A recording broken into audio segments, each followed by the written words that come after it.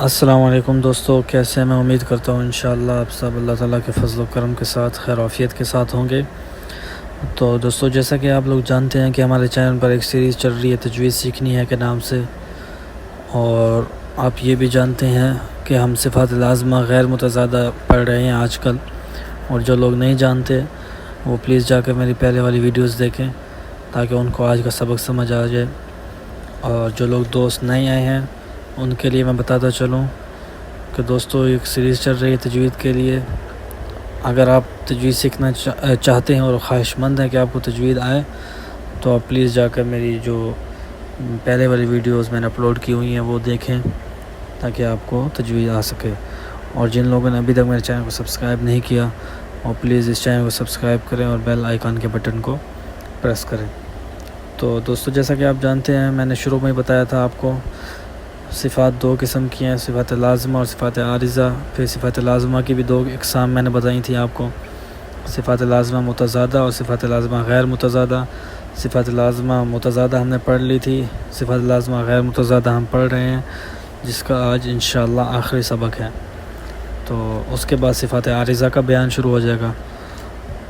تو دوستو، آج ہم پڑھیں گے صفات لازمہ غیر متضادہ، اور اس میں ہم نے آج پڑھنا ہے صفت غنہ۔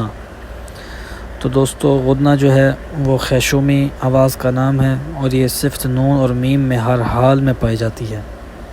جس وقت ان کو مخرج سے ادا کیا جاتا ہے تو آواز بغیر کسی قصد کے ناک میں چلی جاتی ہے۔ اس حالت میں ان کو حروف اغن کہتے ہیں۔ اس کی جو تفصیل ہے دوستو وہ نون اور میم کے جو آگے قاعدے پڑھیں گے اس میں آئے گی انشاءاللہ، کہ کس طرح غنہ کرنا ہوتا ہے اور اس کی کتنی اقسام ہیں، یہ سب چیزیں آگے آئیں گی۔ تو اس کے لیے ابھی اتنا ہی کافی ہے کہ یہ بس آپ یوں سمجھ لیں کہ یہ ناک کے جو بانسا ہے اس میں سے یہ جب ادا کرتے ہیں تو اس کی آواز وہاں سے نکلتی ہے، اس کا مخرج بھی وہی ہے اور اس کی صفت بھی یہی ہے جو میں نے بتا دی ہے۔ باقی آپ تصویر بھی دیکھ سکیں گے، اس پہ آپ کو مزید سمجھ آ جائے گی انشاءاللہ۔ اور دوسری صفت ہے دوستو صفت استطالت۔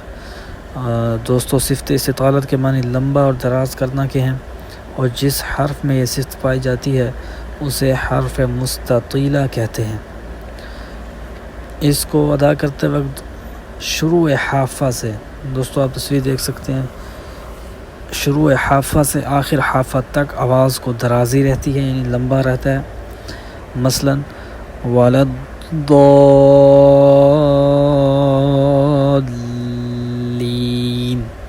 کا ضاد، اور یہ صفت صرف ضاد میں پائی جاتی ہے۔ تو دوستو، یہ ہمارا آج کا سبق تھا، یہ صفات کا بیان ختم ہوا۔ اس میں اب ہم اس کے دو فائدے ہیں وہ آپ کو بتاتا چلوں، جو دو چیزیں سیکھنے کی ہیں۔ فائدہ نمبر جو ایک ہے وہ یہ ہے دوستو کہ ہر حرف میں کم از کم 5 صفات اور زیادہ سے زیادہ 7 صفات ضروری ہوتی ہیں۔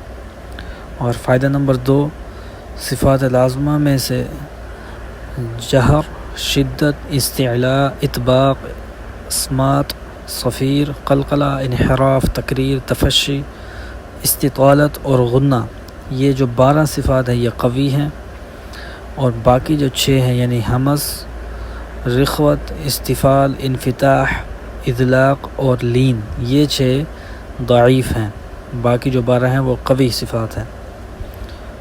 تو دوستو، انشاءاللہ کل پھر ہم آگے پڑھیں گے صفات عارضہ کا بیان۔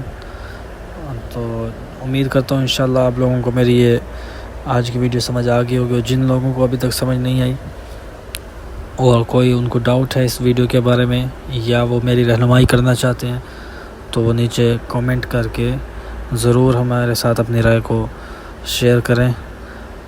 تو دوستو، آج کی اجازت، انشاءاللہ پھر نیکسٹ ویڈیو میں ملتے ہیں۔ السلام علیکم ورحمۃ اللہ۔